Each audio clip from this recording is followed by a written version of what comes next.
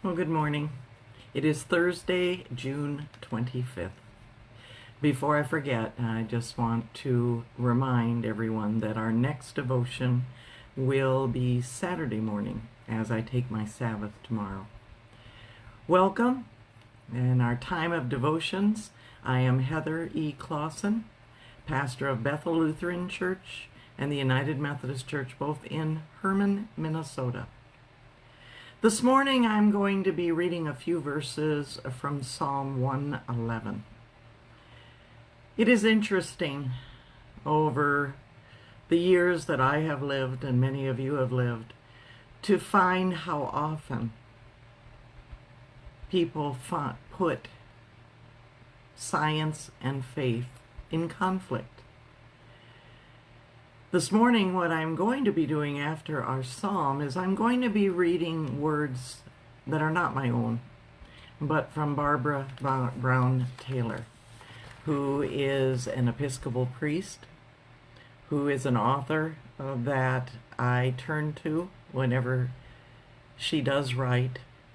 And she has her entire life looked at with awe this beautiful world that we've been given, and has explored this intersection of faith and science. In her eyes, and I admit also in mine, I don't see the conflict.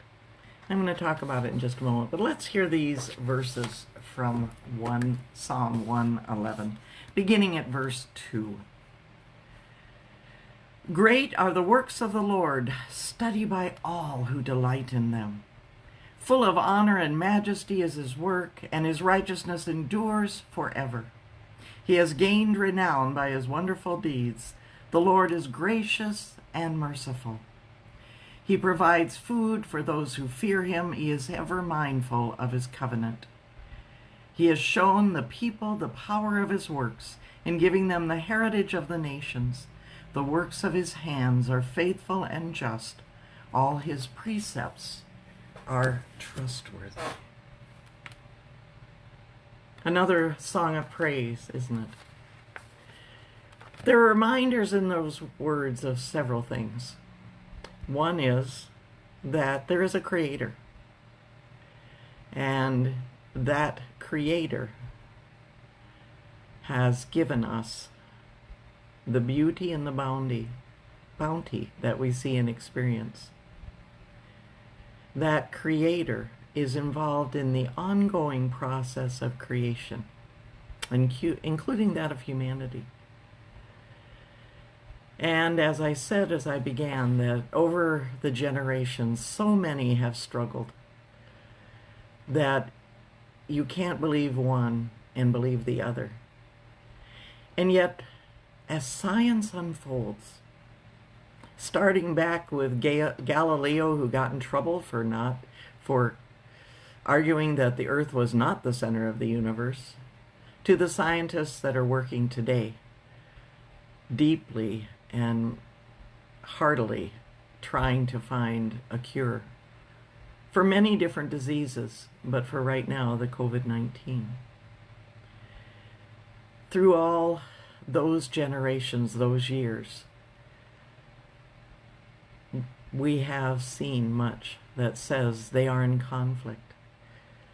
But what I believe, and the words that I'm going to share of Barbara Brown Taylor, is that what science does is over and over again remind us of the miracle, of the intricacies of how this world works, and how our bodies work, and how these systems throughout our physical being work together, and how science has helped us learn when they're not working together, ways that we can intervene and help support the processes of the body.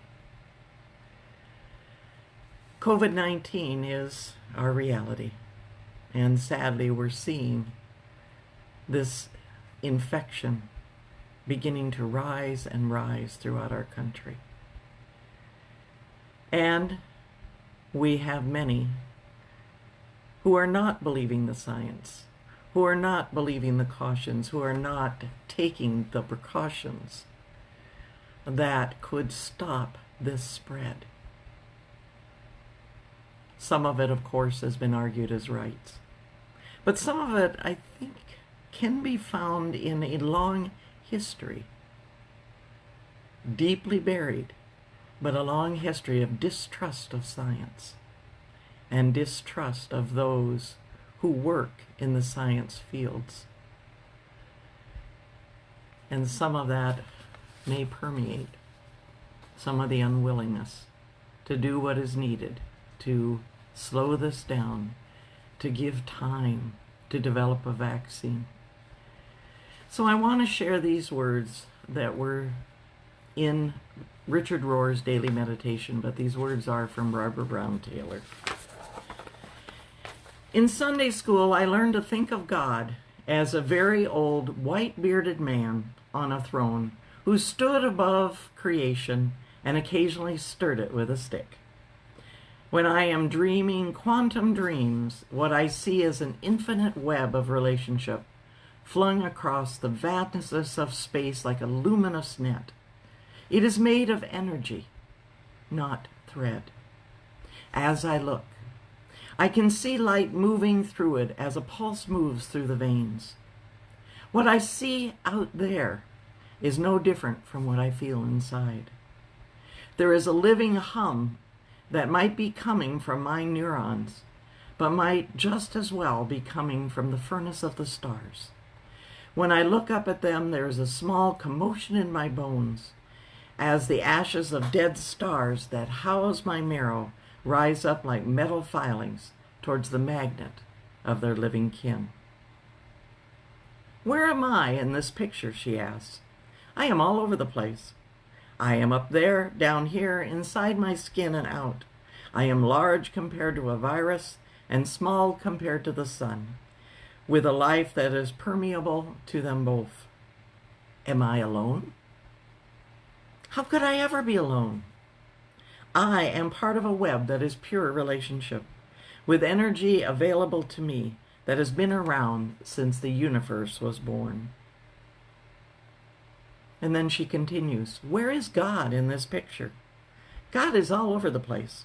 God is up there, down there, here, inside my skin and out.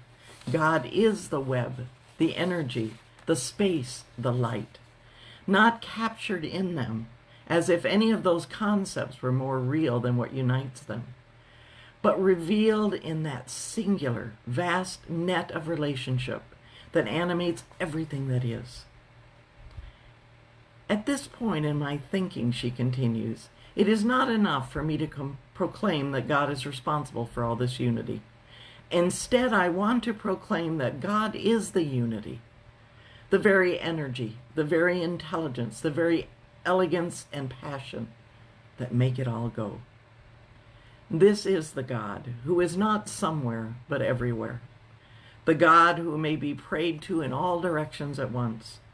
This is the God who is also beyond directions, who will still be here, wherever here means, when the universe either dissipates into dust or swallows itself up again.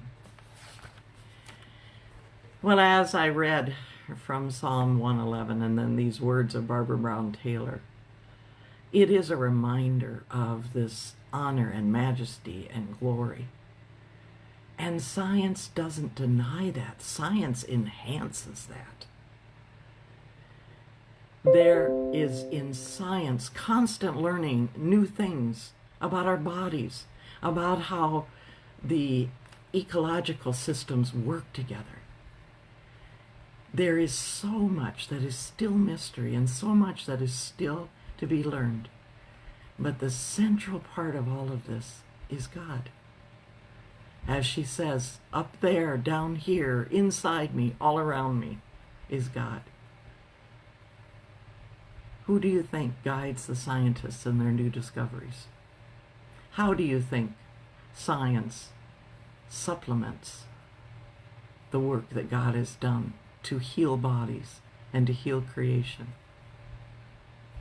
The creative force of God is alive in the world and is not in conflict with science.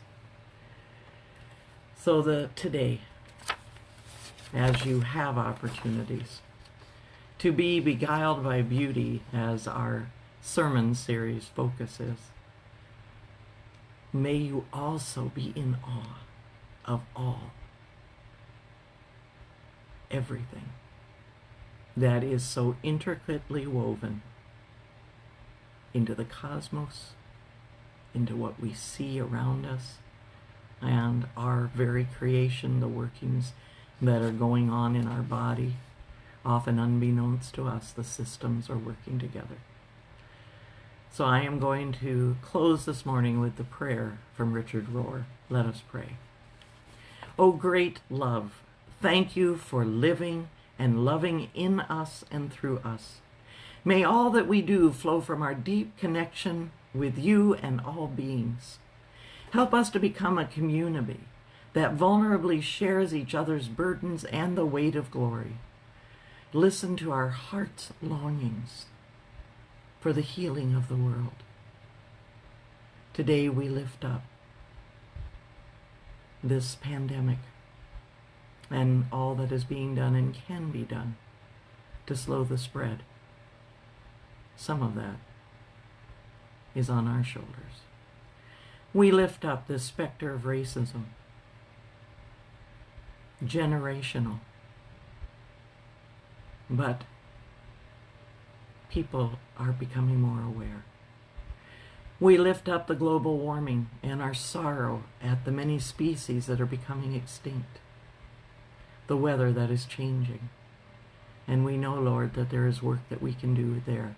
All of these are healings of our world. Know that you are hearing us better than we are speaking. We offer these prayers in the holy names of God. Amen.